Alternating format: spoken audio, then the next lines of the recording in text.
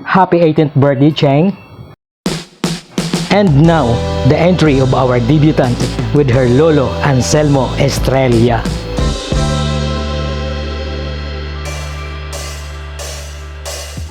Pasensya na po para sa ating incomplete vlog for this event.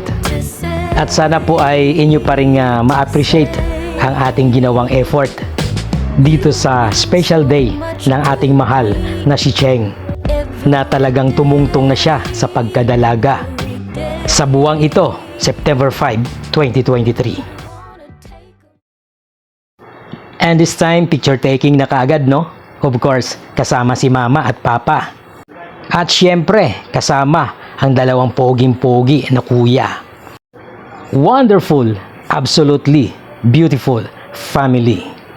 So, hayaan lang po muna natin sila guys, no? Na magpakuha ng litrato kasama ang pamilya, mga kamag-anak, kaibigan, kasama ang ating debutant. Kanina nga pala, isa tayo sa nagbigay ng mensahe para sa ating celebrant na si Cheng, na halos lahat ng message ay nagkapare-pareho lamang. At bali na focus ang lahat sa advice na kailangan tapusin ang pag-aaral. Sayang lang at hindi pala na-videohan habang tayo ay nagbibigay ng message sa celebrant. So ang aking message ay nakafocus din sa pag-aaral, na dapat habang bata pa siya at mayroong mga sumusuporta sa kanya, ay huwag niyang sayangin ang pagkakataon. Kasi nga mas lamang ang bata o ang tao kapag kumpleto ka sa edukasyon. At na-share ko din ang aking personal na experience. Dahil nga sa undergraduate ako, hindi ko nakuha ang pwesto na inaasam ko. Nung ako po kasi nag-aral ng kolehiyo, self-supporting student or working student ako. Talagang sobrang hirap ng buhay. Papasok ako ng alas 7 ng umaga, lalabas ng 3:30 ng hapon. At may klase simula 5:30 hanggang alas 11 ng gabi. Sobrang hirap ng sitwasyon, pero tiniis ko ang lahat para sa aking mga pangarap. After 2 years ng pag-aaral ko, sinabi ng may-ari ng kumpanya na doon na daw ako papasok sa opisina nila. At tayo naman po ay tuwang-tuwa, hayahay na ang work at naka-aircon pa. Oh, diba? Ang sarap ng life, man. At bigla akong napaisip na okay na to kasi nga hayahay na ang work ko. Sinabi ko, bakit ko pa ipupurso ang 4 years? Gayong maayos naman ang pwesto ko. Subalit, doon ako nagkamali. Parang relasyon din pala kung minsan, walang panghabang buhay.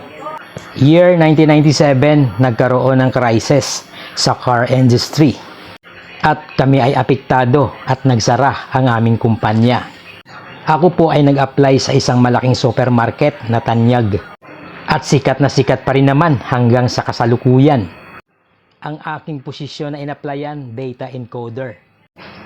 Pero bumagsak ako doon sa selling clerk sa kadahilan ng undergraduate ako. Nang malapit na matapos ang aking kontrata, chinek ng aking supervisor ang aking credentials at record. Kasi nga daw deserving daw ako para maging regular employee. At yun nga, nakita nilang undergraduate ako, walang magawa ang aking supervisor. Kaya yun nga, walang magawa, apply naman tayo sa iba. Natanggap naman tayo sa Basic Goods Marketing na siyang distributor ng United Laboratories or Unilab. Naging drug pusher po tayo, pero legal naman yon na mga drugs. At kagaya na nangyari sa unang kumpanya na aking pinasukan, ipopromote din sana ako ng aking supervisor para maging booking salesman. Social sana si Mang Elfrey kasi may service na pakotse. At gano'n naman ang nangyari. Chinek ng aming manager at ng manager ng Unilab ang aking credentials. At doon naman, nagkulang tayo sa education dahil undergraduate nga lang tayo. Kaya hayon, ibinigay na naman ang posisyon doon sa taga Ateneo. Kaya ganyan ang gusto kong ipaintindi sa lahat ng mga kabataan sa ngayon. na habang kayo ay bata pa at may pagkakataon, huwag sayangin ang pagkakataon kasi the best talaga ang mayroon kang mataas na edukasyon.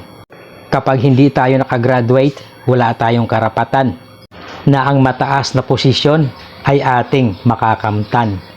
Kaya sa aking buong buhay, ito ang itinuturing kong pinaka-biggest and greatest frustration ko in life.